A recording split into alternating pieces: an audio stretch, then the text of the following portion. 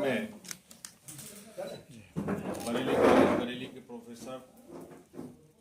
उत्तर प्रदेश के जिला बरेली में लोगों की समस्याओं का होगा निराकरण, सफाई कर्मियों की हल की जाएगी समस्याएं। बताते चले, सफाई कर्मचारी आयोग सामाजिक न्याय एवं अधिकारिता मंत्रालय भारत सरकार द्वारा सदस्य पद पर नियुक्ति हुई सुषमा गौड़ियाल ने कहा कि सफाई को लेकर लोगों की समस्याओं का निराकरण किया जाएगा, तो साथ ही सफाई कर्मचारियों की समस्याओं का भी समाधान किया जाएगा। इस दौरान सुषमा गौड़ियाल ने कहा कि उन पर भरोसा करके उन्हें यह पद दिया गया है कि उनका कहना है कि वह अपने दायित्वों का पूरी ईमानदारी के साथ निर्वहन करेंगी। सफाई कर्मचारियों की समस्याओं का भी निराकरण किया जाएगा।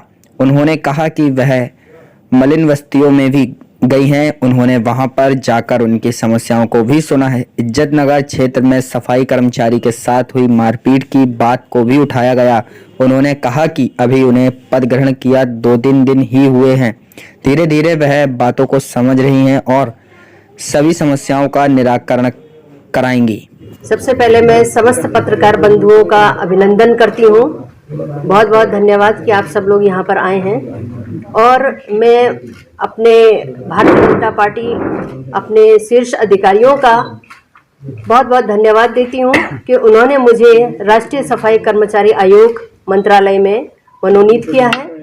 और मेरी अपनी पूरी कोशिश होगी कि मेरे जितने भी सफाई कर्मचारी लोग यहाँ पर हैं या जो सरकार के नियम इन लोगों के लिए बनाए गए हैं, उनसे मैं इन लोगों को भी अवगत कराऊं और उनके जो समस्याएं हैं उन समस्याओं का समाधान मैं करना चाहती हूं। और बरेली शहर को मैं चाहती हूं कि बरेली शहर का नाम होना चाहिए। अपने लोगों को जो भी सुविधाएं मैं प्राप्त करवा सकती हूं, जो उनकी मदद कर सकती हूं, मेरी पूरी कोशिश होगी कि मैं समाज के लिए खड़ी रहूं। बीते कुछ समय पहले एक सफाई कर्मचारी के हत्या की गई थी, अपन उनके साथ मारपीट की गई थी, वीडियो भी कई बार, लेकिन अभी तक उनके खिलाफ कोई कार्रवाई नहीं हुई।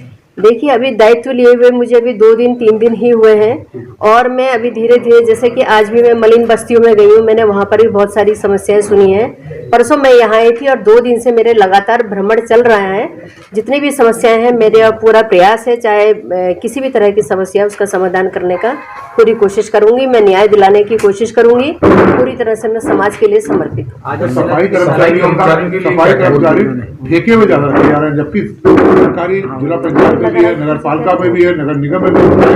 उसके बाद भी सारा काम ठेकों को हो रहा है। अगर सरकारी नियुक्ति में हो जाए या हो जाए तो उन लोगों का भला हुआ, उसको क्या करें। अभी आप लोग के आने से पूर्व ही अपर नगर आयुक्त जी हमारे साथ बैठे हुए थे और उन्होंने हमसे यही समस्याएं, हमने उनके सामने समस्याएं रखी थी कि जो ठेके पर रखे जा रहे हैं या डोर टू डोर है या मृतक आश्रित है, तो ऐसी बहुत सारी समस्याएं हमने उनके सामने रखी हैं। और हमने शासन का जो आदेश है वो भी उनसे लिया है। शासन आदेश जो नियमावली है वो सारी चीज़ें हमने कहा है उनसे कि वो हमें दें और फिर उसके बाद हम जरूर कुछ ना कुछ उसमें अपना कदम आगे बढ़ाएंगे। तो सफाई कर्मचारी को जो सीवर में उतार दिया जाता है, उससे गैस की वजह से कई सफाई कर्मचारियों की मृत्यु हो गई। वो उपकरण ना होने के कारण ये समस्या भी अभी हमने रखी थी उनके सामने। और मेरा पूरा विश्वास है और आप लोग भी ये विश्वास रखिए कि मैं पूरी तरह से मैं समाज के लिए जो भी कर्मचारी लोग हैं, हमारे सफाई कर्मचारी लोग हैं, उनके लिए मैं सदैव तत्पर हूँ। नगर आयुक्त ने कुछ बताया कि